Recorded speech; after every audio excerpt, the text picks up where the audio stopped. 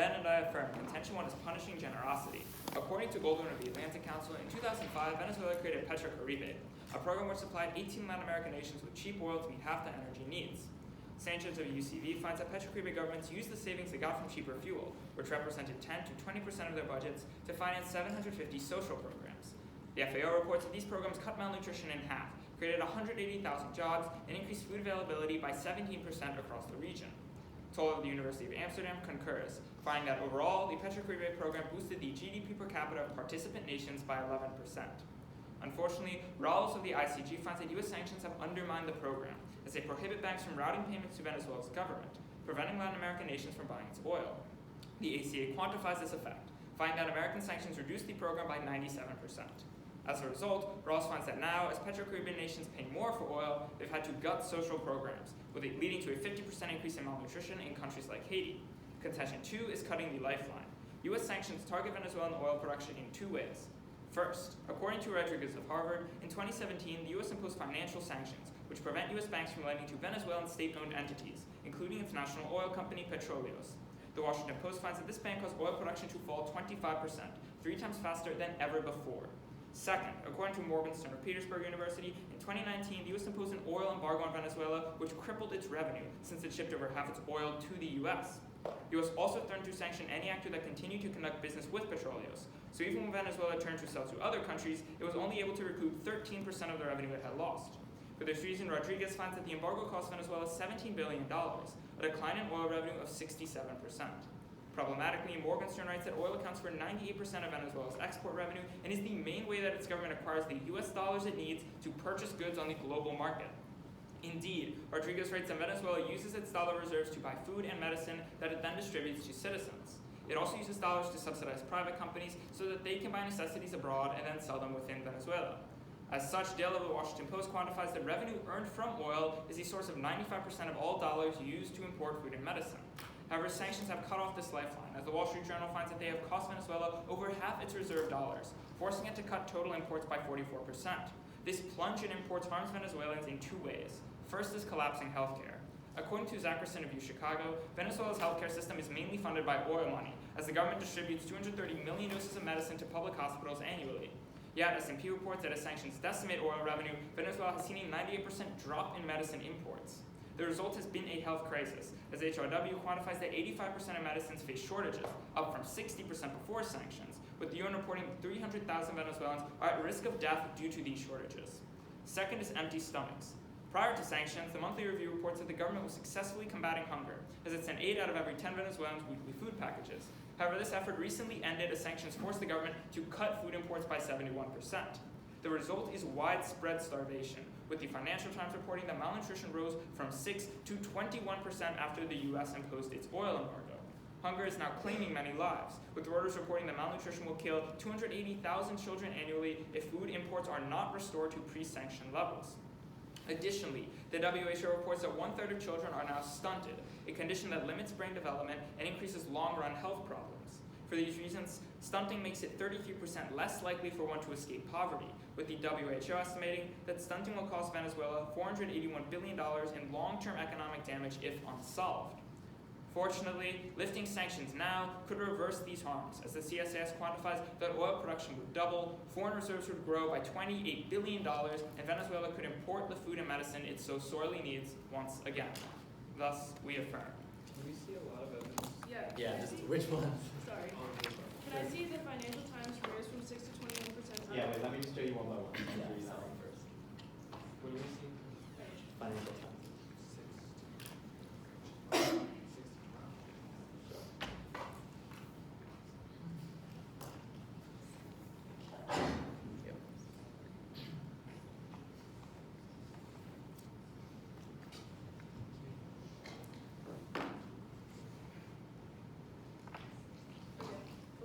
And then can I see the World Health Organization evidence and then Which says? one-third stunting? Sure.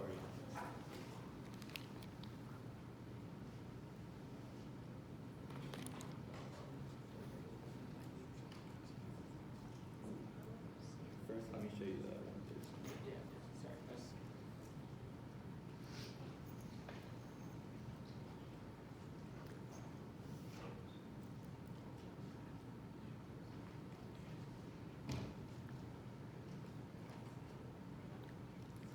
It's a little. No, yeah, you're Gotcha, totally we correct. gotcha. Okay, cool. Run 11. Can I see the 90? Oh, wait, that's next. Can we do 90% increase medical expenses? Yeah.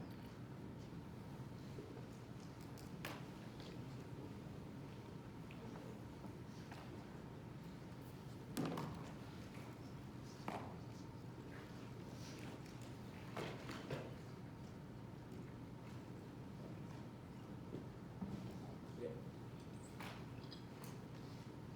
So, I highlighted the sections about medicine, but whole paragraph.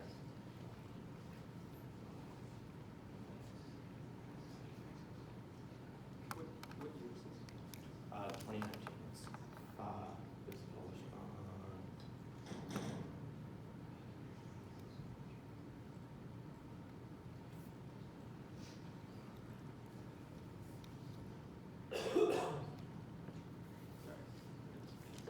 August 2019. Okay, cool.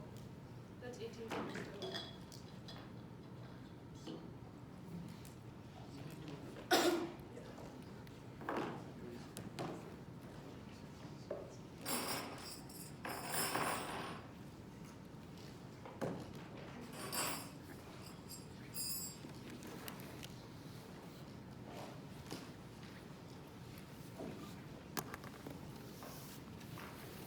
Is everybody ready? Okay. Adriano 9 negate and contention 1 is liberalization. Nicolas Maduro's control over Venezuela largely relies on his support from the military as he bribes and provides them with resources. Sanctions have put this at risk by cutting off finances. The CSIS in 2019 writes that sanctions have reduced Maduro's control over state institutions and assets, straining his inner circle and limiting his ability to finance his regime's illegal activities, decreasing public confidence. Thus, Maduro has been forced for the first time to align interests with the people, as concessions and reforms are the only way for him to garner political support and access resources. Vice 19 of the Wall Street Journal finds that the regime has largely stopped enforcing price controls that led to dire food shortages. Rojas 18 furthers that the government also got rid of DIPRO, a subsidized exchange rate reserved for essential goods such as food and medicine, which contributed to the country's soaring inflation rates. Vice concludes that the easing of state controls is a response to U.S. financial sanctions. This is key, as Purcell 19 of the Conversation finds that the economic crisis in Venezuela is grown from the government's attempts to set prices for basic goods and maintain currency exchange controls. As a result of these reforms, inflation has decreased, as Leah 20 of Bloomberg finds that inflation has abated to an estimated annual rate of 6,500%, which is down significantly from estimates, as Leah continues forecast predicted inflation to reach 10 million% by the end of 2019. This is critical, as Martin 19 of Bloomberg explains that the nation's inflation rate caused prices to soar, producing hunger, leading thousands of Venezuelans to flee every day, with 3 million already living abroad.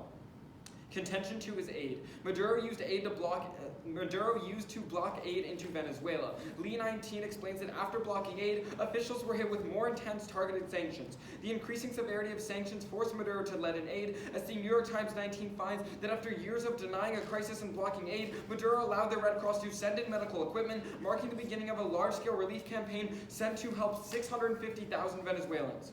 Contention 3 is the oil curse. Oil has devastated Venezuela. Rossi 11 of the IAA finds that oil wealth in Venezuela is a double-edged sword, making the nation dependent on one commodity and relying on the government for all economic activity. Conzichas of Cato thus concludes that the institutional failure of Venezuela's resource dependency prevented them from being one of the most well-off countries in the world. Privatization is key, as Minaldi 17 finds the Venezuelan oil industry and the broader economy are intrinsically linked. Venezuela must re-privatize nationalized companies to get the country back on track.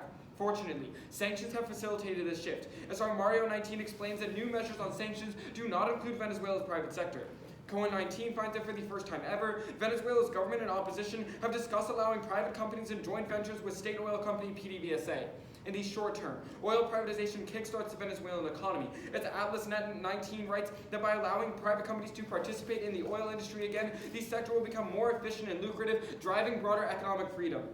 In the long term, it forces full diversification in the public sector. Malin 17 explains that Venezuela's reliance on oil is an economic straitjacket, committing them to diversification of the economy. For example, Nitzberg 18 finds that agriculture is the main industry to be developed. He continues that protectionist policies and the removal of price controls will grow food production, which is the key to growth and a decrease in reliance on oil. Overall, Reuters 19 explains that this year there was a 155% increase in other state-owned sectors in Venezuela. Shifting away from oil dependency is the best thing that a country can do, as Kakanov 18 explains that a 10% increase in oil share decreases GDP by 7% in the long run. Patrick of the Atlantic in 2012 confirms, finding that because resource dependency concentrates wealth into the hands of the elites and disincentivizes the growth of other economic sectors, these countries are often the worst developed, characterized by high poverty and high inequality. Ross of Princeton in 2011 thus concludes that because high oil revenues remove government accountability by eliminating the need for public taxation, oil-dependent states are 50% more likely to be autocratic, leading to poor health outcomes for citizens. Thus, we negate. We just see two pieces of evidence. So the first one is that sanctions put pressure specifically on lifting aid, and then the second one is the evidence you read that whatever he's doing right now is growing food production. Or will grow food production.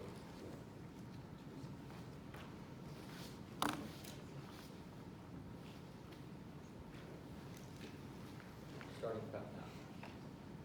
That's me. Sorry. Yeah. Okay, thanks. And the next one you wanted was food? The evidence has said Maduro's new policies are growing food production.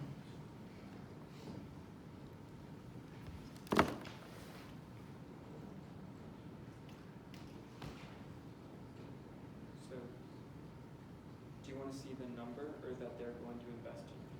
Give him Nitzberg first, because that's I'll give you this one first. Sure. It starts in that. Sure.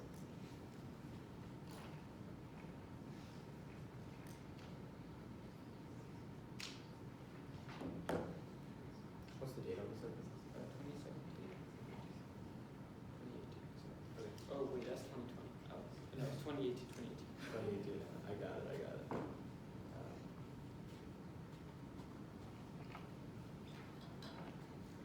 Okay, yeah, that's fine. That was 30 seconds. You want to see the 55% increase? I've seen it, that's fine.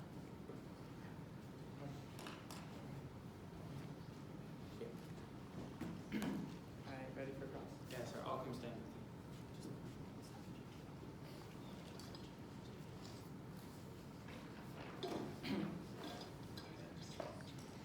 I'm ready when you are. Alright, cool. Can I have the first question? Yeah, of course. So on your third contention, you told me that there was a 155% increase in exports recently. It's a 155% increase in the state-owned sectors in their growth. In the growth of state-owned sectors? Yes. Okay, and what was that due to? It was due to investment in diversification into other sectors. Okay, I've read this evidence before. In the same paragraph that it says the statistic, there was a 155% increase in its exports. Okay. 2 sentences down, it says, the reason why exports grew and some state sectors got more money was because the state sold off its gold reserve, its last remaining gold reserve, So they to Turkey. sold off gold reserves and invested in other areas. No, our that's not what that evidence says. Okay. It says it just sold off gold reserves to Turkey because it needed some money. Okay, It doesn't that's say fair. that it That's invested one in piece of other evidence, areas. but I think our evidence says different things because Adrian is giving me a face. Can I ask you a question? Sure. It's about the oil embargo and Venezuela being reliant on oil. What Okay. does Venezuela's growth track look like over the last 70 years since they started investing? 70 years? Well, that's when they started investing in oil. in Like, 1950s. quite good. Venezuela was the Quite good. wealthiest country since 1935. That's in not Latin true. America. It's like a hiking trail map. It goes like this. Yeah, Because but oil okay, is reliant it's on relatively fossil hiking, fuels. but if you look at every other country, it's flat at the bottom. So Venezuela is Every doing other- quite well. What do you mean by every other country? Like Bolivia did quite poorly, Ecuador doing quite poorly, Brazil quite poorly. I mean, None of them have I would oil. argue that Venezuela is doing quite poorly. No, they're Looking actually at they the were state the of- one because they have oil, such massive oil reserves, more than even Saudi Arabia. The quality of life for Venezuelans until this recent crisis was quite good. That's not true because the recession started far before there was ever any sanctions. And what caused the start of the recession? An oil bust in 2014. That's right. There was a decline in oil prices that was brief, and then oil prices rose. Right. Well, brief. I would say that the recession was like The pretty clear in oil 2014. There's oil also been prices more went down in recessions. 2014. Then oil prices rose a Okay. fair amount. But as they rose, the United States imposed sanctions on Venezuela, which prevented them from selling any oil. We That's would what argue that was continued the 3 years crisis. later after oil rose, but either way, it's a growth trend that's not very reliable. Do you have a question? Why is it not very reliable? Well, because when Like we've seen the quality of life in Venezuela Sure. far So exceed those of other countries. in our the region. explanation throughout the entire round is going to be when oil is the only thing that a country is relying on, 95% of their exports, no matter what the situation is, growth is never going to be strong. There's never going to be a stable economy. Historically, that's not quite true. Wait, historically that is true. Oil Alright, busts well, and I mean, boons we're have going back destroyed and entire forth, but can I economies. ask you a question? Sure. So, how much does diversification cost? Do you need investment for diversification? Well, kind of. So our argument is that public sector diversification is taking the money that they would have invested in oil and investing it into other public sector areas like agriculture, Wait, but manufacturing. where do they get that? Where does that money come from? It comes from oil revenues.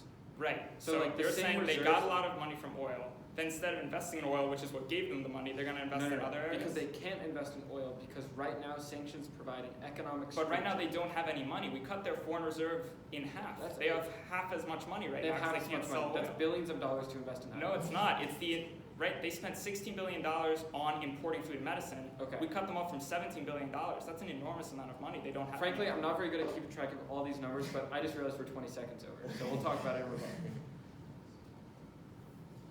Alright.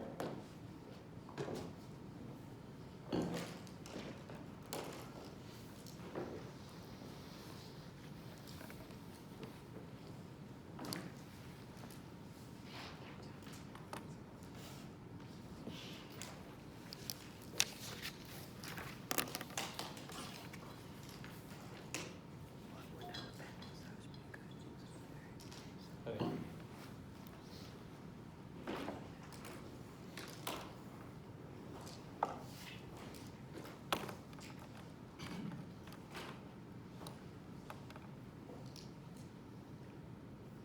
My opponents ready? Why? Judges?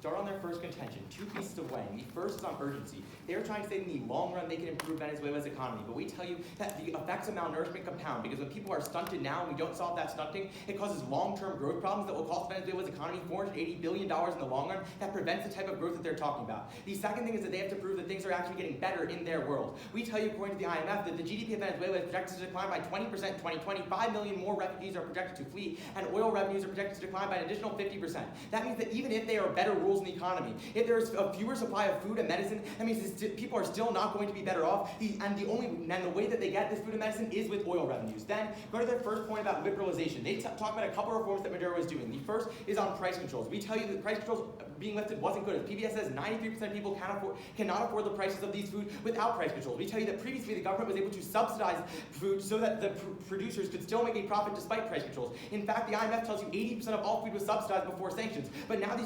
subsidization is going away, and they are less able to give people cheaper food. But then the second point they talk to you about is about currency controls. But we tell you that according to Reuters, that Venezuela, even though they withdrew the law that prevented them from lending in banks, they only lended $32 million in the dollar. Most of the dollarization that we're now seeing in the economy is a result of the $5 billion of remittances that are coming in every year. But Maduro can't stop that. We also tell you at the end of the day, things are not getting better for most people. According to Rodriguez of Harvard, hyperinflation is projected to double in 2020. And we also tell you all these reforms are unlikely to be reversed. If they are helping the economy now, Maduro is unlikely to just stop them and say we are no longer going to do these reforms. They've found new sources of revenue. He's going to continue them in the next year. But then, even if sanctions are lifted, then go to their second point about blocking aid. A few responses. First of all, their evidence just says we imposed sanctions because we were mad about them blocking aid. It doesn't say that the reason that they stopped blocking aid was because of sanctions. There's no warranting here. It's not like they expected that if they stopped blocking aid, the sanctions would get lifted. They weren't. It was in fact just international pressure and Maduro wanting to make sure his image wasn't I'm blocking aid. They also say 650,000 people were given aid, but the Red Cross said they only actually reached 50,000, and at the end of the day, it's just a band-aid solution.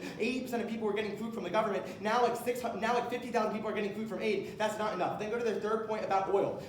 First they tell you that right now they are privatizing the oil sector. First of all, the warranting why they're privatizing the oil sector is that they destroy the oil sector. So they're conceding the link in our case. Don't let them read blocks saying that sanctions don't destroy the oil sector. But then second of all, they have to tell you how much is getting better under privatization. We tell you that the privatization is fundamentally still invested in the government. As Venezuela analysis tells you that the government is maintaining a majority stake in these ventures. We also tell you that they've already signed these contracts, so they can't reverse the privatization, and that they're not even fully privatized. We also tell you, according to Brookings, that we cut them off from $10.9 billion in joint ventures with the U.S. due to sanctions. And we also tell you it doesn't matter because even if they privatize, because even if the output increases, they're not getting money. Because Reuters tells you that the countries they're now selling oil to that aren't the U.S. are giving them debt forgiveness, not cash. That means they don't have the money, A, to invest in diversification, but B, they don't have the money to buy imports, which is why we tell you that the sanctions cost them $17 billion in oil revenue, and they went from producing 3.3 million barrels a day to just 600 to 700,000 barrels a day, even at the end of this year. But then they tell you that they're going to privatize the rest of the economy and diversify. According to Fox News, that's not true because they used oil revenue previously under previous administrations to successfully diversify. As Fox tells you, in 2014, 70% of their GDP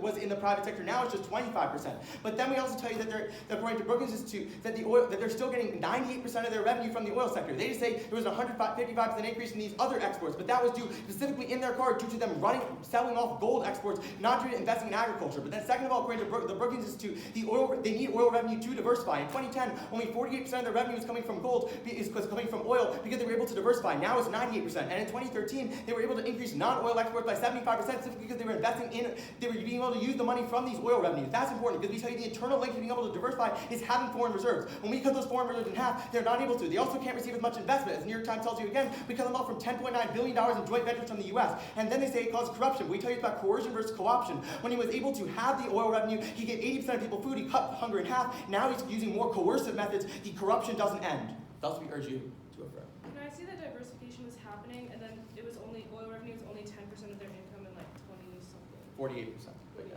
it was 48 to 98. But yeah.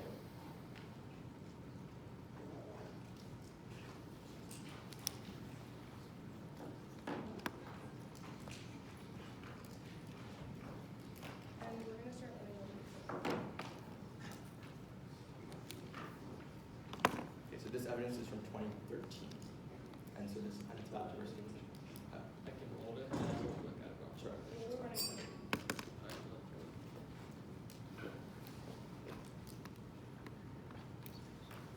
And we can show you the 98%.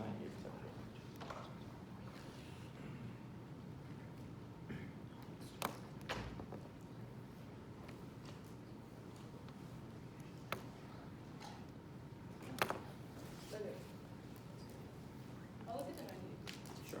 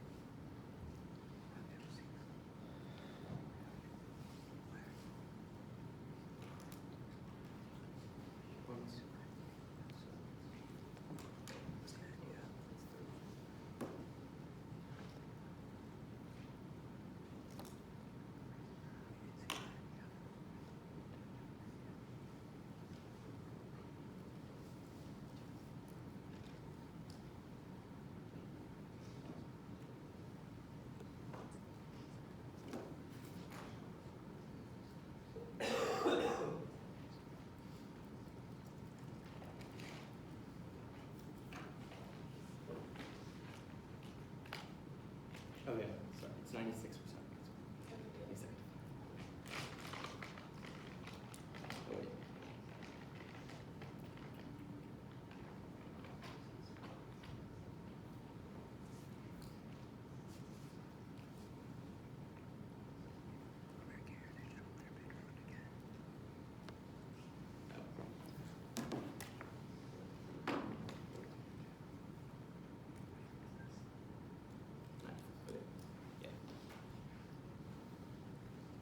Okay, we're at 35 plus 18, whatever that makes us.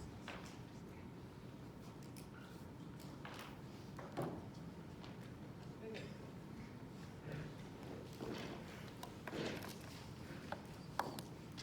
It's going to be the weighing, the turn on our first contention, our third contention, their case. One step, sorry. Yeah, you're good.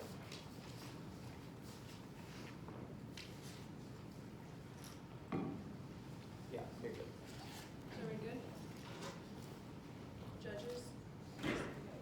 Stored on the urgency weighing. We are the prerequisite. The NISBRG evidence is conceded on a case that says that Maduro is going into agriculture, which means if we're growing more food, we're solving the malnourishment problem. But secondly, their second piece of weighing is that we have to prove the situation is getting better. That's not true. Our argument is that reliance on oil has caused the boom-bust cycle in Venezuela's economy. This inherently means that they are not diversified. This is important. Because Konzichev tells us that in the 1950s, Venezuela was on track to be one of the wealthiest nations in the world. In fact, he tells you that it was oil dependency that put them on a 70-year track to poverty, which means if we are solving the root cause of this argument, we are solving all these structural harms that led Venezuela into poverty today. Then, they read this turn on our first contention that price controls make food unaffordable. A, we tell you there's shortages before, which means at best this argument is a wash, but B, we tell you from Reuters in 2019 there's been a 16.5% increase in public sector imports, including food. Then, go to our third contention. Concede the argument that they're getting money off of gold exports. This is really important because we would tell you that this is the money that they're using to diversify, which takes out their first argument about debt and like oil revenue being used to pay back debt. Even then, they tell you that oil revenue is necessary to diversify the economy. This isn't true. All other instances of diversification always led to a fall back into more reliance, which is why today they're still 96% reliant on oil. That is why the mallet evidence tells us that specifically sanctions are an economic straitjacket on Venezuela that apply long-term continued pressure that force them to invest in the long-term into better sectors, and in the long term, you can also extend the Nitzberg evidence that tells us that right now they're developing agriculture. Extend all the impact evidence that's conceded. Then, go to their case. At the top, on PetroCaribe, 3 responses. First, PetroCaribe first failed because of corruption. What Rolls tells us in 2019 is that decreasing oil production after years of mismanagement led to the indefinite suspension of exports to 8 PetroCaribe nations in Venezuela. But secondly, more importantly, Stackarder tells us in 2017 that Mexico will always fill in the gap and provide oil to these countries. But third, more importantly, PetroCaribe wasn't actually working. Nugent tells us in 2018 that because it wasn't conventional aid, there was no transparency and no oversight, which means all of the impacts were corrupt. Then, go to their second argument about cutting a lifetime. Both of their internal links to this case are just link magnifiers for the mallet evidence in our case that tells you that sanctions are an economic straitjacket on Venezuela, which has for the first time ever committed them to diversify. But even then, there are 2 alternative causes as to oil being harmed. First, Rapier tells us in 2019 that there is no reinvestment back into the oil sector, but secondly, more importantly, he also continues that there's a lot of brain drain, which means there's no expertise. But then, they tell you that all the oil revenue is really good because it's used to pay for food and medicine, but they're not winning the incentive debate. 2 problems here. First, Maduro funnels all his money into paying off his military and oil sector, which isn't good. But secondly, more importantly, the USEC tells us in 2019 that Maduro has literally embezzled $2 billion for his own purposes. So, they're not solving the oil revenue, which will just directly go into the people. But then, they read that there's been a decrease in imports. But again, they're not solving for the root cause. We tell you that the root cause of import dependency for food and medicine in Venezuela is the fact that they're too reliant on oil, which means they don't have domestic sectors, which is why our argument is about developing other public sectors that already exist, like agriculture, and solving the root cause of this problem. Then, go to their first impact about healthcare. Realize the problem is Maduro. What Casey tells us in 2016 is that Maduro blocked legislation that would have allowed him to declare a public health emergency in Venezuela, which would have allowed in a lot of international aid. That means that we also control the link in because we create more international pressure to let them lead in. We can increase the severity of all the sanctions to create more pressure. But then, on their second impact, which is probably what they're going for because it's all they're weighing at the top of our case, on empty stomachs. Realize that the Financial Times evidence and the World Health Organization evidence that I call for all talk about starting in 2013, which is when Maduro took office. That means that these problems existed before. In fact, the World Health evidence looks at 2017, which was pre-sanction, and tells us that 1/3 of the children population was stunted. That means that they don't solve for the root cause. Even if they went to pre-sanction world, they wouldn't be solving for these people that were stunted. That means also, again, we have the only risk of solvency because if we can create more food by building up the agricultural sector where all of the demand for food is domestic, we're still solving this problem. Okay, we're gonna take a second.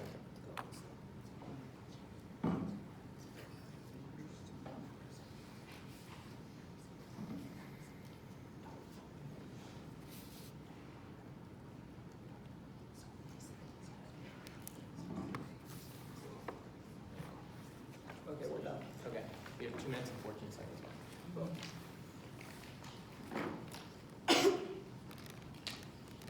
Could I have the first question? So the thesis of your case is that right now Maduro is successfully able to diversify into sectors like agriculture so that more of its revenue is not being gotten from oil, correct? Yeah, can I ask a question? No. I want to ask a follow-up. Okay, go ahead. So how much is he now getting from other sectors? And how sustainable How much profit? You say that you don't like the fact that 95% of his revenue is Yeah. from oil. That's from this year. So Yeah. how much is he going to successfully diversify right now? How much is he successfully diversifying? So I can't give you a number as to how much money is going to be coming from agriculture, but the Nitzberg evidence tells us that we're increasing the productivity of the agricultural state-run sector, and our No, it evidence doesn't. It says we balance- should. The evidence says Maduro should No, do it this. says It does not say he is doing it. For It does example, not say he is the doing it. lifting of price controls, which is what the evidence says, has helped the productivity of the food sector. It says Can I ask if you a Maduro question? takes steps like this, it might help productivity. And Okay. you didn't run on any of the price control responses. So if you don't run on that he won't reverse Right. price controls, you can't go straight Okay. price control linked to agriculture. Can I ask you a question? Yeah. So let's go to your case. When did all this stunting happen? So we say that the stunting progressed over time. So we say Yeah. that it is true that they experienced an economic crisis beginning in 2014 with Sure. low oil prices. The thesis of our case is that they would have been able to recover absent sanctions, No, and no, if we no, remove but them I now, we can understand solve that. that crisis. I understand Our that. argument is not. Our argument is that after sanctions, malnourishment quadrupled. But even if the sum of the stunting was there before, we say if we Yeah. can double oil revenue, we can give them $28 billion How? of additional. Where does that money go?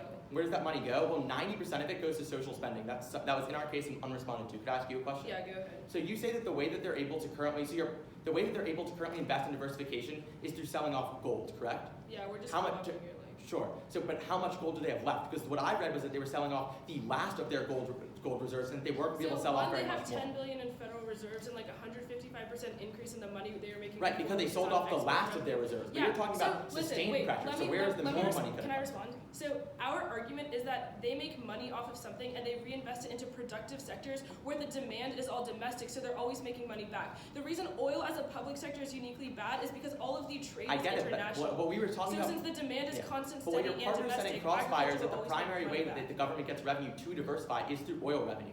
We're saying Sure. that before sanctions, they were successfully diversifying using oil No, revenue. but the Now the problem- diversification is so- undone because they obviously have less money. You admit the whole reason why they're diversifying is So because they're getting the all the thesis revenues of falling our- apart. The thesis of our response is that regardless of if they diversify in a 1-year boom, in the next bust they'll go It's back. not- but- So our argument is we need to create sustained I mean, pressure over on the long term, diversification. Venezuela got a lot richer with oil revenue, and they would have gotten richer if we didn't have sanctions But, after like, oil prices the recovered. thesis of our case, the consumptive evidence which is dropped, tells us that Venezuela, if they had properly managed their oil sector starting Sure, in the but 50s, that doesn't they would matter. have been one of If the you- wealthiest nations the in the world. resolution is not go back into the Instead- wait, hold on. 1950s and make Venezuela different. It's how much can we change it right now? And if oil revenue is Yes, being and used our right now argument to is we diversify, should- then we should sure. let them have that revenue So, rather than cutting them off let and me hoping they respond. diversify with the last of The their way gold that reserves Andrew's so they going don't to even do have in more of them. summary is just that we need to address these structural harms or else these Yeah, but you're prices not are going to addressing continue to compound. We're gonna keep running.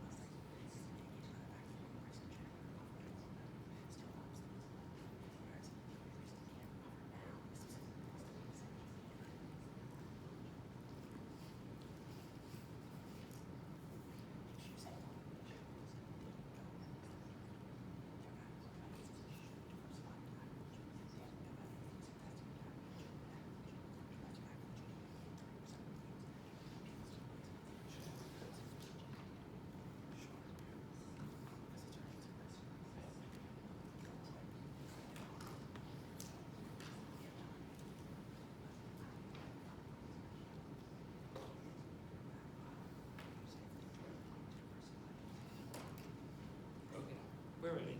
Okay, we have 43 seconds left.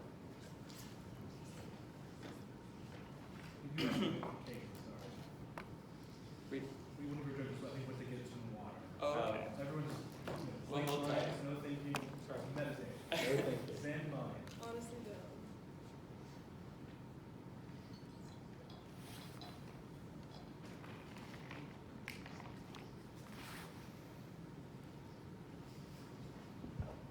How about that weather?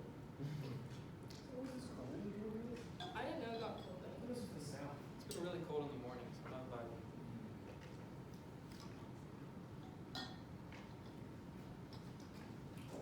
Were you at Secret Awards over there? Were you there at the Secret Awards? Yeah. You know, we just missed it. You know Fairmont College? I was there for like. Wait, I was 12 zoning, but I was there. It's okay. We just didn't know. I was maybe. I feel like I heard you. Maybe I did. Maybe? I could be going crazy. They said We'll just take tap. one of yours just in case. These aren't even mine, so like honestly. Are you sure you're gonna? Are you sure they're not yours? You can ask Atreya and After. Actually, she's not even a competitor. She just collects keys. That's what she came for.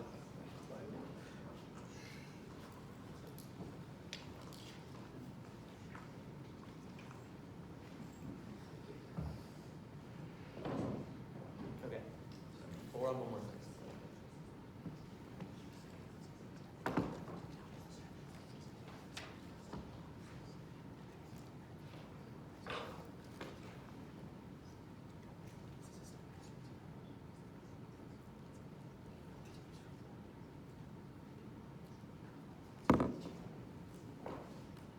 All right, we have 25 seconds of prep time.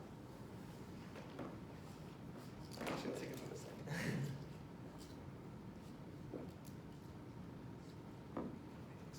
Okay. We have 22 seconds of prep.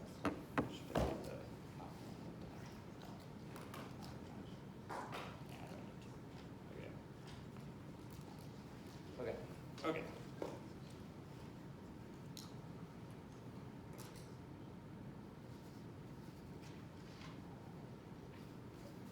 Okay, is the all ready? My judges. Okay. First on the way, they tell you that Maduro is investing in agriculture, this is going to solve the food crisis. A couple of responses. The evidence just says that he should invest, not that he is. Second, it's going to take too much time. All of Venezuela's agriculture added together right now can only feed 30% of the population. It's urgent to get these children food imports right now, because if they don't get that food, they're going to be stunted in the long term. That's going to cost the economy of Venezuela $480 billion in the long term, short-circuiting all their economic reforms. That, and we can reverse stunting, it's a reversible process. And third and finally, they don't give you any warning as to why, if he's diversifying now, he would then reverse that process. Then they tell you in the 1950s that Venezuela used to be the wealthiest, now it's the poorest. Well, it was projected to be the wealthiest because of its oil wealth, and it's the poorest now mainly because of sanctions. So what's the story here? In 2014, oil prices dipped a little bit, the economic crisis began. But Venezuela would have recovered as oil prices rose. The problem is we slapped sanctions on Venezuela, and we were their largest buyer. And that created a huge economic loss for Venezuela, which is essentially a petrol state. They lost $17 billion, a decrease in production 5 times greater than anything that it had seen in its history. They tell you that, oh, oil was going down anyway, there wasn't enough investment. But the lack of investment in the oil sector, according to Rodriguez of Harvard, only explains 15% of the decline in overall production. And then they say there was brain drain, but that existed before. Before sanctions, they were producing 3.3 million barrels of oil, now just 600,000. Clearly, sanctions had a significant impact. It's the same link that they're going for. Then they tell you that Maduro wastes a lot of this money. But 90% of oil revenue goes towards social programs. What's the warranty here? Maduro might be trying to be an autocrat, but he's trying to co-opt the population by giving them many handouts, and that overall was working before sanctions. 8 out of every 10 Venezuelans were getting free food, and in the first 2 years of Maduro's reign, he cut hunger in half. Yes, there might have been some shortages, but overall the situation was markedly better. The problem is now, because of sanctions, he had to slash imports by 71%, specifically for food, and that's spiked malnutrition from 6 to 21%, with 280,000 children on the brink of dying, 1/3 of them stunted. Yes, a lot of these kids were stunted before, but since sanctions, the malnourishment has quadrupled, and we would argue that even if they were stunted before, if we can get food imports back into the country, we can feed these children, and the harms don't have to be long-term. Stunting is not an irreversible process. Now let's move on to their case.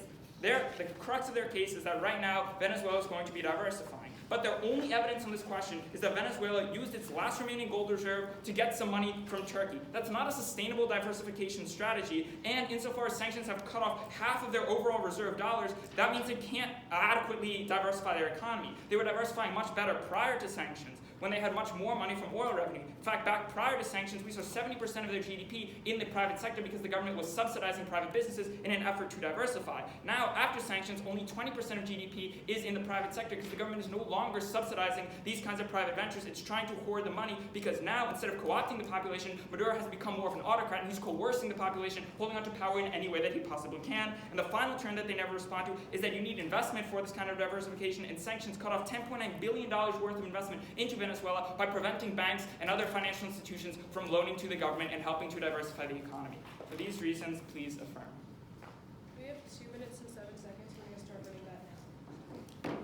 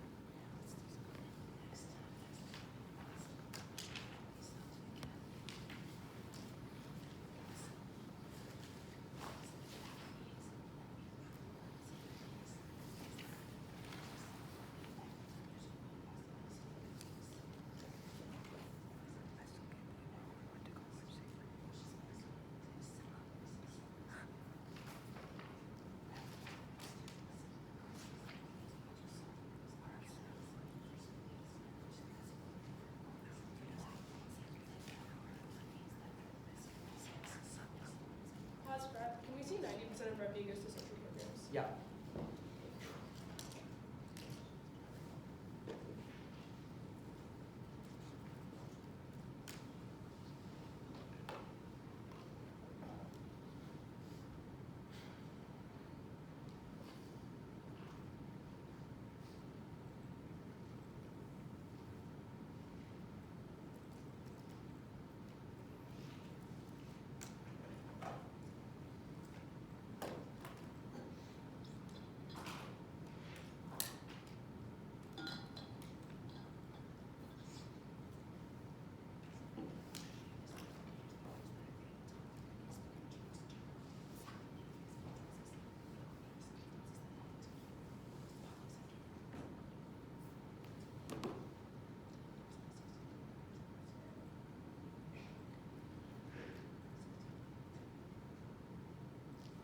Yeah, I have it. It's just Yeah, you're good.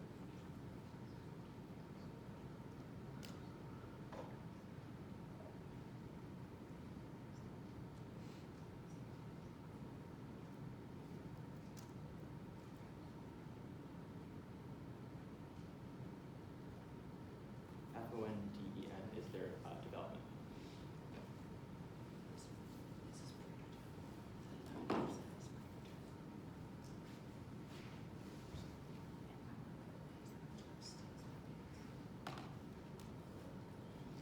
Okay, that's rough for us. Okay, it's going to be their case, the weighing at the top of our case, like both of our weighing together, and then our case.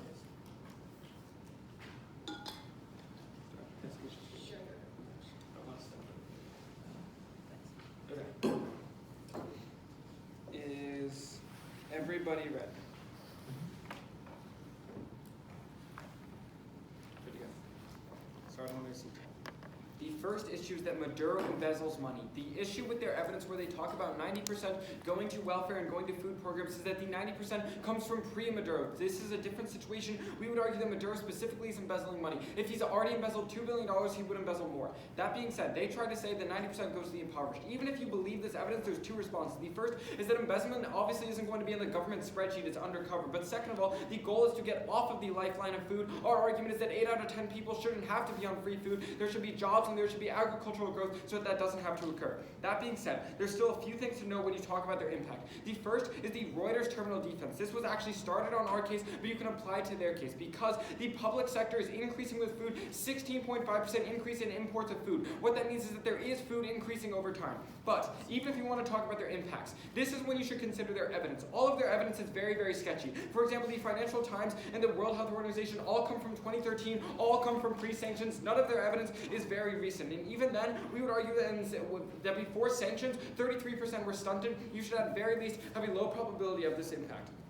But let's go to the weighing, and this is where it gets a little bit confusing. They try to say that this urgency weighing is the most important thing because we need to stop stunting right now, but our response is very, very clear. If 1/3 of kids are stunted pre-sanctions, that means that we must stop the oil bust because the oil bust is what's putting these kids into these situations where they are stunted. That being said, we would argue that our contention, third contention, is a prerequisite because these structural issues that Venezuela is so reliant on oil, anytime there's an oil bust or a boom, their economy changes drastically, and that's when stunting occurs. Our argument is that every oil bust is the same crisis, so any risk of our case solving the oil bust is a reason to vote for us. Let's go to our third contention. Our contention is that if oil is unreliable, then sanctions force diversification because there's no profit. They diversify to other sectors with domestic demand because that's how they make investment. They have three responses. The first is one is not sustainable. Our argument is that one, their own evidence says that they have reserves up to 10 billion or even more. But second of all, the other more intuitive thing is that investment leads to more profit. More profit is more reinvestment. And we would say because the demand is domestic, that is obviously going to be the case. The second and third are about privatization and investment. But this is interesting because our Brookings evidence is explaining that even when the private sector is owned, or even when the private sector is operated, it's owned by Maduro because they all rely on subsidies. That being said, they have no offense here, but even on investment, it's all domestic sector, it's all public sector, there's no private investment. This is when you can extend our link. When we explain that resource dependency is what put Venezuela on this path to poverty, and Mal explains that this sanctions and Venezuela's reliance on oil is a straitjacket, committing them to diversify into agriculture. That being said, with investment, the sector and agriculture sector increases. That is very productive because more production in the agriculture industry is beneficial. As Kakarov explains, if oil share increases 10%, GDP decreases in the long run by 7%. That is how we link in. But even then, this crisis started in 2014. Our argument is we stop the next 50 crises of oil busts. Vote for us and you vote for long-term solvency. All right, you ready for cross? Yeah, sorry, one second.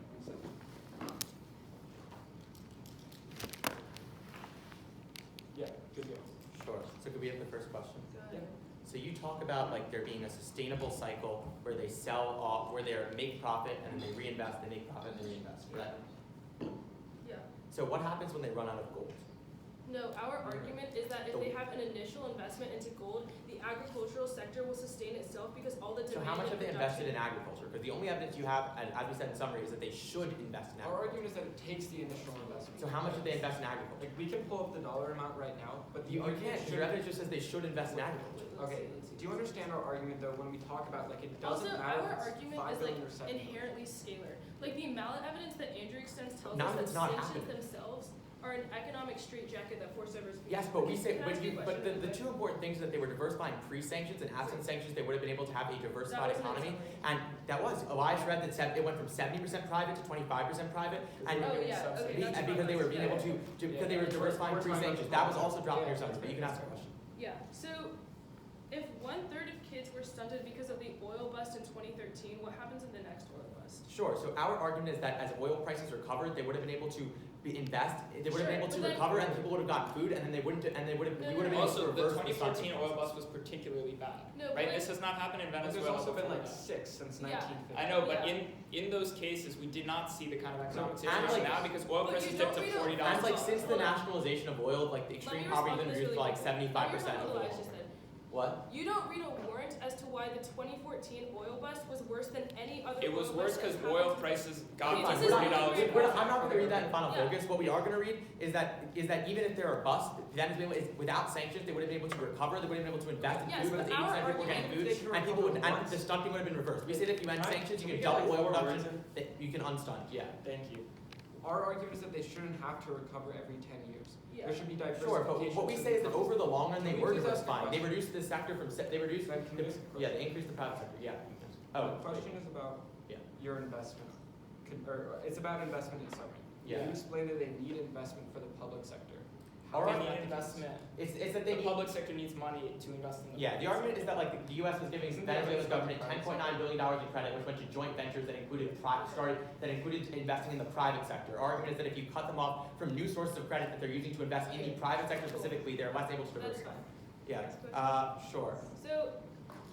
So your 90% evidence is about 2009, which was the Chavez government. Yeah, but Do you read evidence saying that? sure. So we read in majority case we read of 95% of all dollars for food and medicine in 2019 came from oil revenue, but and we also read wait, 80% of people that got free evidence- food. Hold on, that evidence is reverse causal though, because it says of all the food that exists, 95% of it was funded by oil, not that 95% of oil money Yeah, was no, funded we're by not. oil. We acknowledge that there is some oil money given to corruption, Yeah, but we say that so as long as 80% of people are getting food, and now that number has plummeted 71%. That's That's still. gross.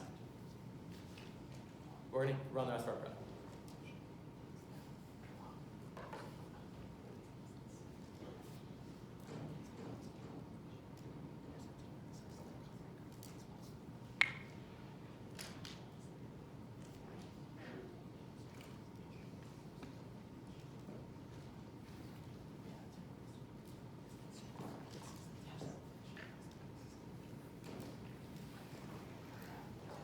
Yeah. Okay. Yeah. All right. You guys ready? Last judges. start on the weighing. They say that he invests in agriculture, he diversifies the industry, it gets better in the long run. But we tell you there is urgency here. The domestic agriculture can only feed 30% of the population. We need to be able to get food imports now to reverse stunting and stop the malnourishment. Because as we say, and they don't contest malnourishment, this stunting will cost them $480 billion in the long term, which kicks out of all the economic benefits. They just say the stunting was there before, but our whole warrant is that without sanctions, we can double oil production, we get them more revenue that they can use to invest in food imports, and if they do so, we can reverse this stunting. They just tell you the whole crisis was due to the fact that there's a boom and bust cycle, and that's always going to harm Venezuela. But they don't respond to the fact that we tell you that even that oil prices rebounded after 2014, and they would have recovered, which is why over the long run, Venezuela was doing well, even with their oil revenue. And that's why we say that sanctions specifically prevented that recovery, because they took them out of their main trading partner with oil, and they cut, which led to oil production declining 5 times faster than it was otherwise going to, which led to, remember, a vast loss in oil revenue, and then that oil, including a 71% decline in food imports, and previously 80% of people were getting free food. Maduro cut hunger in half, even despite these boom and bust cycles, and we say that 95% of the dollars needed for food and medicine specifically came from oil, and we say that the reasoning is co-option, which they don't contest. Then we tell you that when we end sanctions, we can reverse this, because sanctions cause malnutrition to quadruple, and we tell you as a result, this is reversible as without sanctions they can get more revenue, we can reverse this stunting. Then go to their case. A few things. We tell you that they have terrible evidence. They say they should invest in agriculture. They don't show you how much they're investing in agriculture. They only show that public sector imports went up. That's because they sold some of the last gold revenue from Turkey. They just say profit makes more profit, but not in a poor country like Venezuela. They're not making that much profit, and they only have less than $10 billion of reserves compared to $42 billion before. They also never responded to the fact they were diversifying before. Remember, they went from 70% private before sanctions to now 25% private, and the oil revenue went from 48% of government GDP to 98%. Remember the coercion and co-option warranting, which is that right now as he loses revenue, instead of co-opting the people, he has to coerce them, and the governance just gets worse, and instead of diversifying. And we also tell you that they got $10.9 billion of investment from the U.S. that was going to be used to privatize. This got cut off from sanctions. Thus, we urge you to affirm.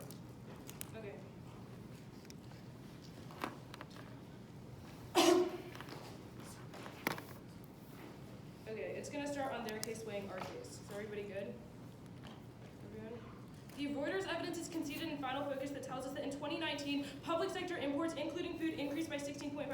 That is terminal defense on their link. But the other terminal piece of defense is the weighing. Weighing is terminal defense. Look at their argument. Their argument is that people were stunted and starving for 4 years pre-sanctions, and then sanctions prevented a rebound. Why could they be starving for 4 years before? Our argument is fundamentally a prerequisite, because we account for the fact that every single oil bust is going to cause these same problems in stunting and have people starve for 4 years. This is really important, because that means even a risk at solving these structural problems that lead to people stunting and starving for 4 years every 10 years is a reason to vote for us. So, insofar as we were winning the prerequisite weighing, if we were winning a risk on our case, we were winning the round. Let's go to our case. They extend a couple of things in final focus. First, they say that the economy was diversifying into the private sector before. A, our argument is specifically about public sector development, but B, more importantly, the Brookings evidence goes conceded that tells us that the reason the private sector is bad is because they're all reliant on government subsidies, which means they all just report back to Maduro and there's actually no diversification. But then, more importantly, we tell you specifically the agriculture is a good sector because they just need an initial fund to get the agricultural sector running, and then because all the demand is domestic and the production is domestic, the agricultural sector pays for itself. This is conceded. So, let's go to our link. You can just vote off of it right here. First, the Mallet evidence tells us that economic sanctions have been a straitjacket on Venezuela, which is forcing them to commit to diversification for the first time. Then,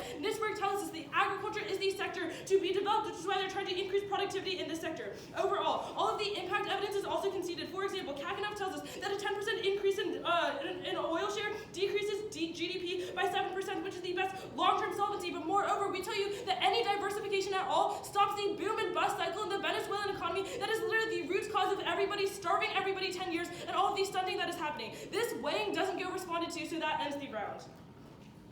We're done, guys.